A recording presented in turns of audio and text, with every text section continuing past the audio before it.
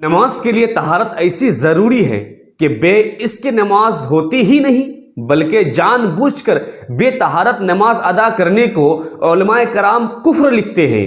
اور کیوں نہ ہو کہ اس بے وضو یا بے غسل نماز پڑھنے والے نے عبادت کی بے ادبی اور توہین کی، کہ نبی کریم صلی اللہ تعالی علیہ وسلم ارشاد فرماتے ہیں کہ جنت کی کنجی نماز ہے اور نماز کی کنجی طہارت۔ اور ایک حدیث میں ہے کہ طہارت نصف الایمان ہے، یعنی آدھا ایمان ہے۔ تو طہارت کی دو قسمیں ہیں، طہارت صغرا اور طہارت کبریٰ۔ طہارت صغرا وضو اور طہارت کبریٰ غسل۔ جن چیزوں سے صرف وضو لازم ہوتا ہے ان کو حد سے اصغر کہتے ہیں، اور جن سے غسل فرض ہو ان کو حد سے اکبر کہتے ہیں۔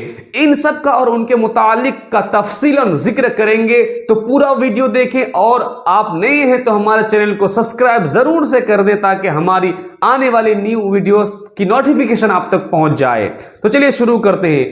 فرض علمی وہ جس کا ثبوت تو ایسا قطعی نہ ہو مگر نظر مجتہد میں بحکم دلائل شرعیہ جزم ہے کہ بے اس کے کیے آدمی بری ذمہ نہ ہوگا، یہاں تک کہ اگر وہ کسی عبادت کے اندر فرض ہے تو وہ عبادت بے اس کے باطل ہوگی۔ اس کے بے وجہ انکار کرنا گمراہی ہے۔ اللہ تبارک و تعالی قرآن مجید میں ارشاد فرماتا ہے، یا ایھا الذین آمنوا اذا قمتم الی الصلاۃ فاغسلوا وجوہکم وایدیکم الی المرافق وامسحوا برؤوسکم الی الکعبین، یعنی اے ایمان والو، جب تم نماز پڑھنے کا ارادہ کرو اور وضو نہ ہو تو اپنے منہ اور کہنیوں سمیت ہاتھوں کو دھو اور سروں کا مسح کرو اور ٹخنوں تک پاؤں دھو۔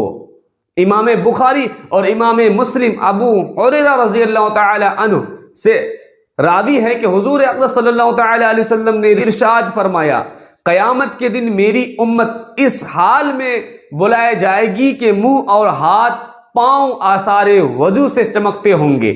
سبحان اللہ۔ تو جسے ہو سکے چمک زیادہ کریں۔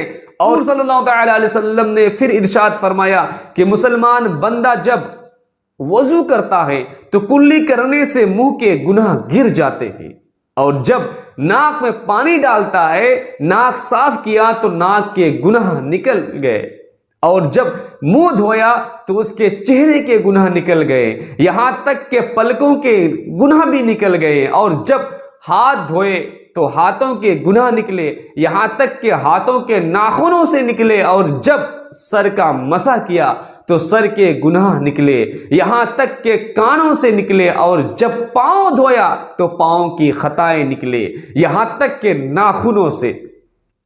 امام احمد بن حنبل نے انس رضی اللہ تعالی عنہ سے روایت کی کہ حضور صلی اللہ تعالی علیہ وسلم نے فرمایا کہ جو ایک بار وضو کرے تو یہ ضروری بات ہے، اور جو 2 بار کرے اس کو 2 گنا ثواب ملا، اور جو 3 بار دھوئے یہ میرا اور اگلے نبیوں کا وضو ہے۔ سبحان اللہ۔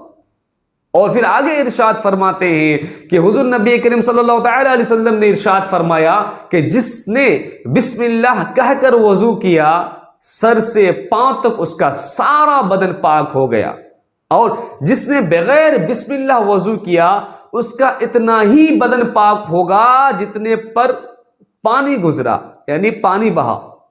پھر اور اس کی آگے فضیلت بیان کرتے ہیں کہ اگر یہ بات نہ ہوتی کہ میری امت شاق ہوگا تو میں ان کو ہر وضو کے ساتھ مسواک کرنے کا امر فرما دیتا، یعنی فرض کر دیتا۔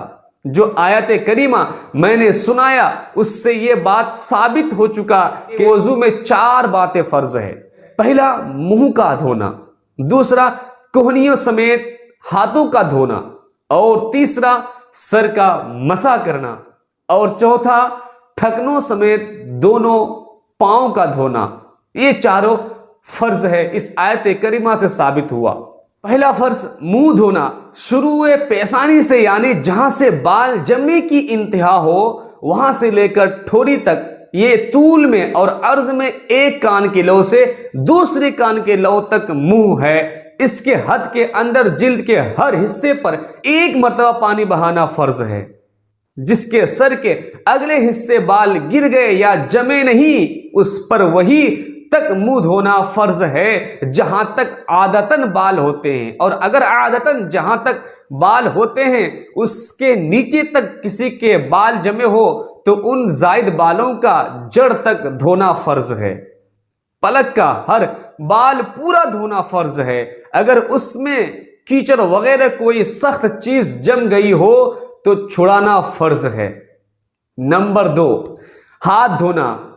اس حکم میں کوہنیاں بھی داخل ہے، یعنی کوہنیوں سمیت ہاتھ دھونا ہے۔ اگر کوہنیوں سے ناخن تک کوئی جگہ ذرہ برابر بھی دھلنے سے رہ جائے گی تو وضو نہ ہوگا۔ ہر قسم کے جائز ناجائز گہنے، چھلے، انگوٹھیاں، کنگنے، کانچ، لاکھ وغیرہ کی چوڑیاں، ریشم، لچھے وغیرہ اگر اتنے تنگ ہو کہ نیچے پانی نہ بہے تو اتار کر دھونا فرض ہے، اور اگر صرف ہلا کر دھونے سے پانی بہہ جاتا ہو تو حرکت دینا ضروری ہے، اور اگر ڈھیلے ہو کہ بے ہلائے بھی نیچے پانی بہہ جائے گا تو کچھ ضروری نہیں۔ ناخنوں کے اندر جو جگہ خالی ہے، کلائی کا ہر بال، جڑ سے نوک تک، ان سب پر پانی بہہ جانا ضروری ہے۔